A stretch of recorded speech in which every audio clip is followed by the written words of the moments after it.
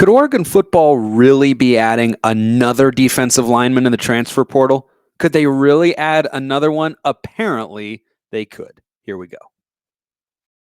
You are Locked On Ducks, your daily podcast on the Oregon Ducks, part of the Locked On Podcast Network, your team every day.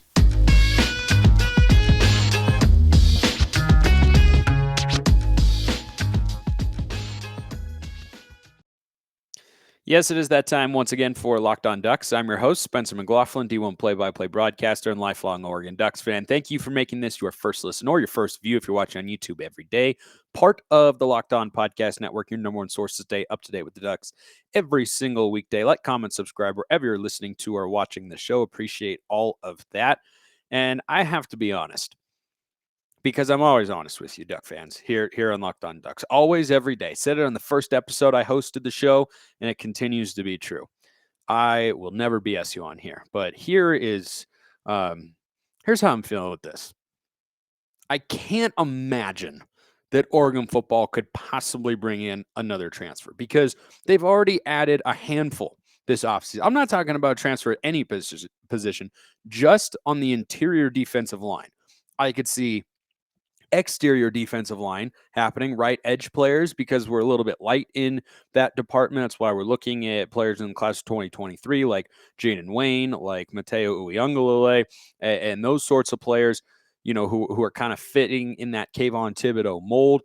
I understand that, but the interior of the defensive line appears to be set. And when we added Casey Rogers, I thought, okay, I don't think he's going to play a ton, but you never know if there are injuries or maybe he, pops in fall camp and rockets his way up the depth chart. You never know. I saw the other day that Oregon is going to have an official visit with Jermayne Lole, who is a defensive tackle who missed the 2021 season, but he has been very productive in his time with Arizona State. And I will be so shocked if this happens. And the reason that I'm talking about it, even though I don't expect it to, is because I've been wrong before. I will be wrong again. And this apparently has some legs to it because only 4 schools are getting an official visit. And there's Louisville, Florida, and one other in there that I'm forgetting. But I will just be absolutely dumbfounded if this happens. It would be a great addition. Don't get me wrong. He's a really, really good player. But need I remind you, Oregon's interior of the defensive line as it stands right now? Brandon Dorlus, Popo Aumavae. Then the transfers they've added, and you've got Sam Taimani, you've got Jordan Riley, and you've got Casey Rogers. And then Keon Ware-Hudson is in the mix as well. Now, Christian Williams left via the transfer portal, but that's the only significant departure that this group has seen this offseason. And this guy, Jermayne Lole, is not just a good player. He's a great player in the Pac-12. An NFL caliber player is kind of what I've been able to discern looking him up and looking at his production, his size as well. He is a former preseason first-team All-Pac-12 nominee in 2021 before he got hurt with a triceps injury. He was named to the Outland Award watch list, which is given to a top player on the defensive line. I mean, going into 2021, Pro Football Focus had him graded as the number 2 interior defensive lineman in the country, not in the Pac-12, in the entire country. The only guy ahead of him was Ohio State's Haskell Garrett. And in 2020, PFF had him graded as the highest graded interior defensive lineman in the Pac-12.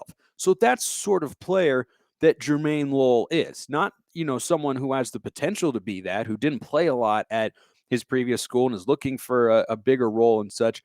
He is an established player who has 1 year of eligibility remaining, I believe.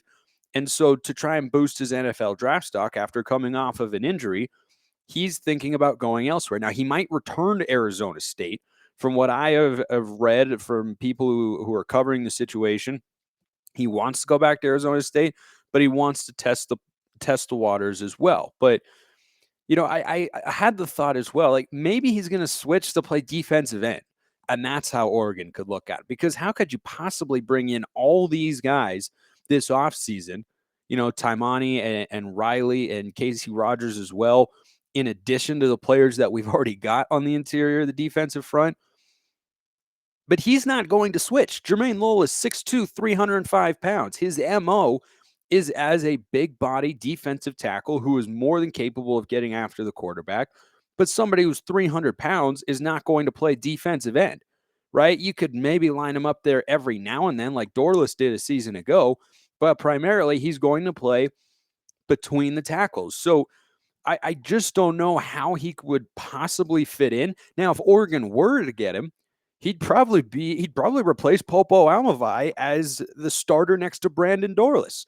And then suddenly your backup defensive tackles would be two of the 5 highest graded interior defensive linemen from the 2021 season, Sam Taimani, Popo Aumavae. So that would be pretty incredible. And I would be stoked if Oregon got him because I think he's a really good player, an NFL caliber player. And anytime you can add a guy like that, you absolutely should. But I will just put it on the record here. I will be so surprised if this happens. It would be a pleasant surprise. It would be a welcome one. But I just don't know why a guy who's coming off of an injury, who has NFL aspirations and is capable of going to the NFL, coming off of an injury, needs to show that he can produce for a full season. Well, to do that, you'd think you would go to a place where you're going to be a guaranteed starter, or at least you're not going to have a highly competitive and talented room. There are a number of other schools in the Pac-12 where he could go and be a starter and not perhaps get lost in the shuffle. Now, the other side of that coin is when you go to a new team and you're surrounded by good players in your position group, sometimes it can help you. And that's true on the defensive line, certainly, because if Brandon Dorlus is going to attract the most double teams this year for the Oregon defensive line, then maybe that would free up Jermayne Lole a little bit.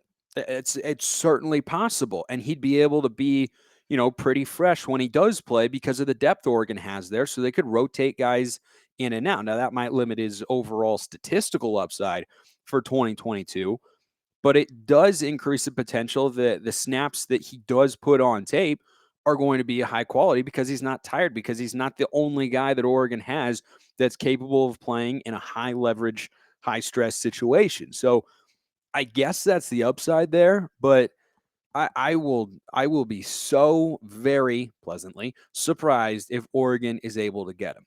There's one way where they could get him. The one way that Oregon could get Jermayne Lole from Arizona State, according to Sun Devil source, which is from 24/7 Sports, he's testing the quote unquote free agent market. He wants to return to ASU, but he's just kind of weighing his options right now to see what is available. But one of the reasons he apparently is, exploring his options out there is he's expected to garner some pretty significant NIL offers from collectives. The report said, quote, Lowell is expected to garner offers in excess of $100,000 by NIL collectives representing other college programs, and he will evaluate such opportunities. 2 people close to the development told Sun Devil source.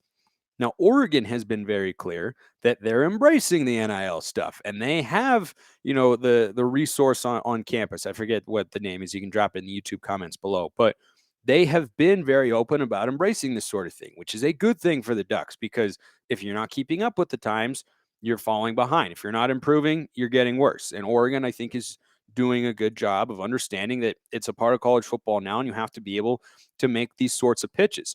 As far as NIL opportunities are concerned, you look at the other schools that Jermayne Lole is considering, right? He's going to take an official visit to Florida and to Louisville. Oregon can go toe-to-toe, or I would argue probably even be above what those schools could offer in terms of NIL opportunities, because we've got Nike behind us, right? So that's certainly a big draw for athletes who are putting out there that NIL is going to be a significant part of the recruitment process here as a guy in the transfer portal. And so I just think that, when he visits the Ducks in June, maybe that'll be the thing that puts him over the edge, right? Maybe he's considering it 70% football and 30% NIL. I have no idea. But that's the way that Oregon could potentially get this guy because from a football standpoint, not that you wouldn't want to play for a great defensive coordinator who just won a national championship like Dan Lanning, but just from a roster standpoint, I think that just doesn't make the most sense for him in terms of maximizing his opportunities. But it would be a great guy for Oregon to get. It really would, because I don't know how good they're going to be this year at creating pressure. And, the edge spot, DJ Johnson, he's going to have to step up in a big way, or a Braden Swinson, or, there are a number of players who, are going to have an opportunity to fill the void left by Kayvon Thibodeaux, right? But you don't get a lot of quarterback pressure, or at least a lot of quarterback sacks typically from your interior defensive lineman. Tends to come from guys off the edge. It's just how it all shapes out, with how a quarterback steps up in the pocket and such. But in 3 years with ASU, and he missed 2021 with a triceps injury, he played in 28 games. He had 122 tackles, 11 sacks in 28 games. That is a really good rate for a defensive lineman, and 20 tackles for loss. Kind of gives me Jordan Scott vibes. Jordan was, I think, 335 pounds when he came to Oregon. The mini fridge was an absolute beast in stopping the run. And again, didn't always put up the statistical numbers that popped off the page the way that a Kayvon Thibodeaux does. But that's kind of the nature of interior defensive linemen, is a lot of their stuff is, going to be revealed in terms of their overall value and production when you look at something like a grade from somewhere like PFF, rather than looking at how many stats they have. But Jermayne Lole doesn't just grade well, he also has the production, and that's what makes him such an intriguing player. And I just can't wrap my mind around the idea that he would come to Oregon unless NIL is going to push him over the top in that direction. And that's a bigger consideration than we know about. And, if the report is out there that that's something that he's weighing as he looks around in the transfer portal and such, and has these official visits in schools while still also considering Arizona State, then we know it's going to be a factor, but we don't know how much. From a football standpoint, I don't know if I see it, but from an NIL standpoint, Oregon's pretty darn good at that sort of stuff. So we'll see how that all plays out. The official visit is in June, so his recruitment won't finish up for a month, but wanted to make you all aware of that so that you can follow along with the latest and breaking news, which is why, by the way, you should like and subscribe wherever you're listening to or watching the show right now if you haven't already. I appreciate all of you that have, and we switch gears to talk about basketball now. So yesterday I kind of did a broad assessment of Dan Lanning and the staff so far about, how they've handled the transfer portal and, the way that they're using it. And I think there's a few more guys in there this year than we'll see in the coming years because you had the coaching change and such. But let's take a look over at basketball now. And Dana Altman's use of the transfer portal, very, very different. And the portal, I think, is very different in basketball than it is in football, because in football, you're used to having more continuity on your rosters because players are required to stay for 3 years. But I think the transfer portal is having a bigger impact on football for that reason, rather than college basketball, in terms of how coaches have to approach their teams on a year-by-year basis. Because in college basketball, every coach in the country at a major program has been dealing with guys who are not with their school for more than a season for a very long time. The one and done has been around for quite a while. So that whole mindset, it's slightly different, when you can go grab somebody from another team and have them not have to sit out a year, of course. But just, philosophically, the approach of having to reassess your roster in such a significant way on a year-to-year basis. I mean, you need look no further than Oregon basketball. Each starting five over the last several years has only had one constant, and that's Will Richardson, right? Everybody else has, kind of come and gone. And Folly Dante, when he's healthy, has been there, but that's really been it. Everything else has had a lot of change, whereas in football, there's a lot more, continuity and consistency there. So, I mean, just think about USC football, right? I think a lot of people are seeing them more as a reboot than a rebuild because of the transfer portal. But that's kind of always been the case in college basketball, because you can get a recruiting class that, is more ready to contribute immediately than a freshman recruiting class in football that usually need a year or two in the weight room to reach their full potential.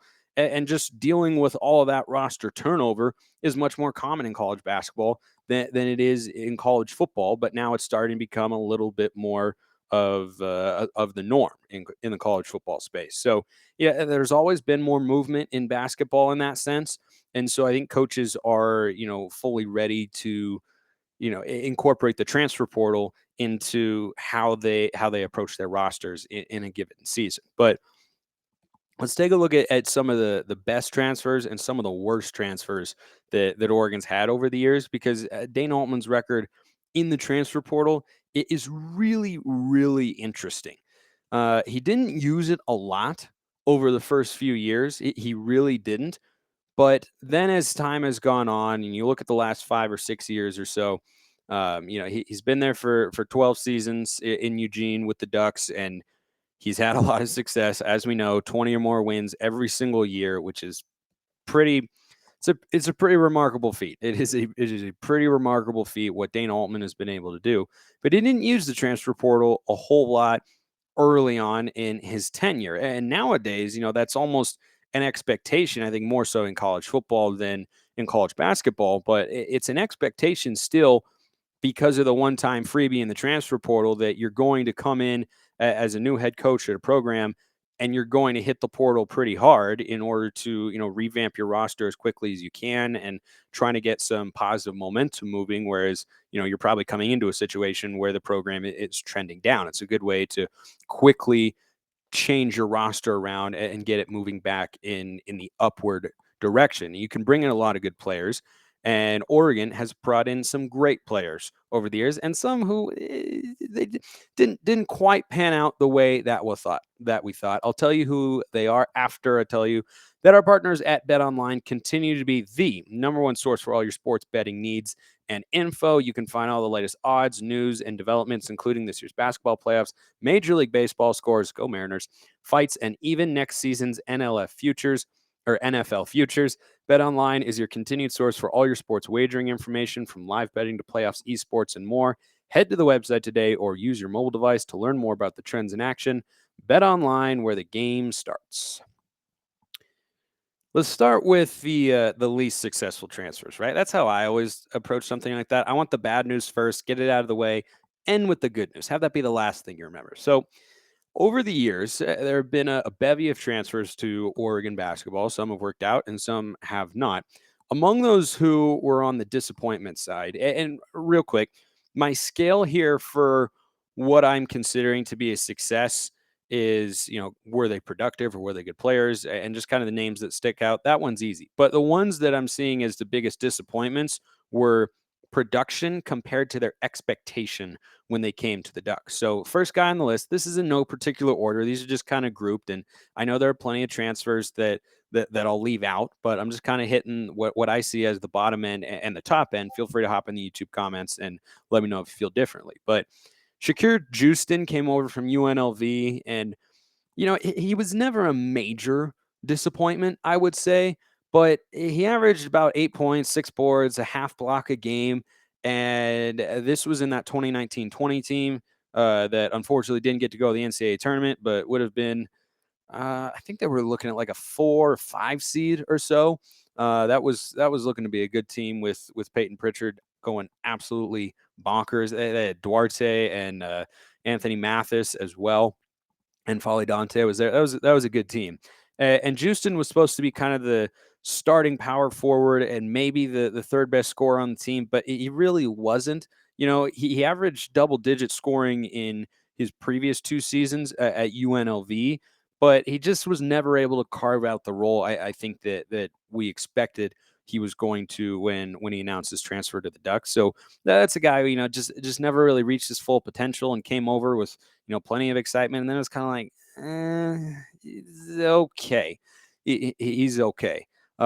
Speaking of transfers from UNLV, Amari Hardy, I don't know exactly what happened in terms of the practice reports. I wasn't covering the team as closely back then as I do now, but he averaged in the previous 2 seasons before coming to Oregon at UNLV 13 and a half points a game with the Running Rebels, and he came to the Ducks, and then in the 2020-2021 season That's the team that he was on, and he just wasn't cracking the line. And he was supposed to, but he just didn't. It did not work out the way that it was supposed to. Maybe we just need to avoid guys from UNLV. I mean, really, that's clearly the trend. That's a joke, of course, because every player is different. You never know when they're going to pop it and when they won't. Going back a ways, this is a name that most of you probably won't know, which is kind of making my point in terms of disappointing transfers. Waverly Austin, in the class of 2012, came to the Ducks from the JUCO ranks and what was one of the top players, at least from his rating that Oregon brought in that year. Never averaged more than 4 points a game, and he never panned out. Tony Woods, this was way back in the early days. Yeah, I went all the way back, everybody. Way back. Tony Woods transferred from Wake Forest. He was a highly rated 4-star center coming out of high school. He didn't produce a lot over in Wake Forest. He did actually increase his statistical production with the Ducks, but it was never, I think, what we expected him to be. He was a good shot blocker, but he didn't score a lot, and he wasn't a great rebounder for someone of his size either. And I don't think he did either of those things the way that he was capable of. So, there have been misses. That's why I'm bringing this up today is the transfer portal is here, not going anywhere, going to be a part of both the football and basketball rosters. And with all these guys, you have to understand that much like with high school recruits, some of them are going to hit and some of them are not going to, right? And you might hear that list and go, boy, that's a lot of guys that Dana Altman is, not incorporated very well. And Davion Harmon was only here for a year, and Jacob Young came over, and yeah, they were productive, but we didn't win very much. Have there been any good transfers? I'm here to tell you that there have been. Going back a ways in that same era of when Tony Woods was there, DeVoe Joseph, for those of you hardcore basketball fans, you know that name. He was tremendous, absolutely tremendous. And he came over from Minnesota. He played there for 3 seasons. And that's the benefit of adding transfers sometimes, right? Is they know how to produce at the Power 5 level. They know what their games are. And it's just a lateral move, right? It's not a place where they're going and they're expecting to get this unbelievable level of coaching where they can, finally pop and reach their full potential. He was good, and then he did pop under Dana Altman, and so he averaged 17 points a game, about 3.5 assists, shot at 47% from the floor and 42% from beyond the arc. I think that's easily one of the top transfers Dana Altman has ever brought in. This, again, is in no particular order, but Eugene Omoruyi from Rutgers and Chris Duarte, who came from the JUCO level, boy, were those two good Oregon basketball players who were transfers. I know that sometimes people get uneasy, but this is why I'm bringing you the other side. Sometimes guys come in and they become really good players, right? I mean, you think Oregon basketball the last few years, you think Chris Duarte, who ended up being a top 15 pick, looks like a really, really good looking player for the Indiana Pacers. And just because he didn't play for the Ducks for 3 or 4 years, and it was just 2 because he played his first 2 as a junior college player, doesn't mean you can't grow that sort of affinity that we love in college sports with certain players, right? And, Eugene Omoruyi, he was really, really good. I think he had to sit out a year after transferring from Rutgers because they didn't have the freebie rule back then, but he was tremendous, averaging 17 points a game, which was a career high. Honorable mention, by the way, on that same team that got to the Sweet 16, LJ Figueroa, he was I loved everything about his game. Just prototypical 3-and-D guy. Every team needs an LJ Figueroa. I think LJ Figueroa is like a better version of what Eric Williams was during his career, who was also a transfer, by the way, from Duquesne. And he also had a rock solid career for the Ducks. I would love for Oregon basketball to just be littered with guys like LJ Figueroa and Eric Williams. They're not going to demand the ball. They're going to hit open shots when they come. They will throw down some big time dunks. They'll play defense. They're big bodies. I really like both of those guys who contributed majorly during their careers at Oregon. Final 2 transfers that I'll highlight here that have been among the best for Dana Altman. Again, if you think I missed one, hop in the comments below, let me know. But, DeVoe Joseph, Eugene Omoruyi, Chris Duarte, a little bit of LJ Figueroa in there too. Hard to forget about these 2 guys who were both a part of, the one was not the way that we were hoping, both a part of that Final 4 run. Dylan Ennis, talked about him recently because I think that Jermaine Couisnard provides a lot of similarities for Duck fans to see there between Dylan Ennis. They had similar stats. They have similar games. They even shoot kind of similar, move kind of similar. Like there's a lot of similarities there. The other one, and I know this will be a little bit of PTSD for Duck fans, but Chris Boucher was a JUCO transfer as well. And my goodness, did he ever blossom? And yes, every time I hear his name, every time I watch him play on the Raptors, where he is a fantastic NBA player and a productive NBA player, I always think, what if we had him against North Carolina? I always think it every single time. I know it's painful, but got to bring him up because he's easily one of the best transfers Dana Altman has brought in. So as we become more familiar and comfortable with these transfers coming in, I go through this rundown to just remind you all. There are going to be hits. There are going to be misses. And there will be plenty of guys in between. I think Jacob Young and Davion Harmon are somewhere in the in-between camp. This is not every transfer Dana Altman's ever brought in. These are just the guys I think who are at the very top and at the very bottom of that spectrum. And that's the sort of variance that we should always expect to see. And, I just, man, Boucher, I always think about it. It's one of the biggest what ifs. There are a million what if, not literally, of course, but there are a lot of what ifs in Oregon sports. If Chris Boucher's knee was healthy, that is certainly one of them. Thanks for making this your first listen. If you want to get some more content from me, check me out on Locked On Pac-12, free and available wherever you get your podcasts. For your next listen of the day, it's on YouTube as well. I appreciate everyone listening. Have a wonderful rest of your day, and go Ducks.